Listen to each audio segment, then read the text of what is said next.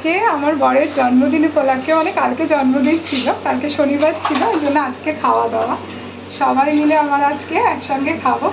পিপি এখানে পোলাও করছে, বাসন্তী পোলাও, আর অরিতি হেল্প করেছে মাংসের কাটাকুটি করে, অরিতি হেল্প করেছে, আর আমি করেছি মাংস, আর কিছু মাংস সরিয়ে রেখেছি পরে লাগবে ওর জন্য, আর বাসন্তী পোলাও আর হচ্ছে মাংস। আজকে মেনু হচ্ছে এটাই।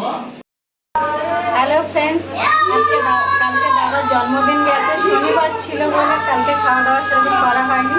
আজকে আমরা ওই উপলক্ষে পোলাও আর চিকেন রান্না করছি, সবাই আনন্দ করে খাওয়া।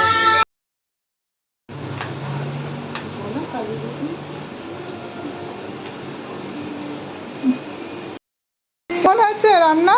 ভালো। আমি আর পিপি খেতে বসেছি।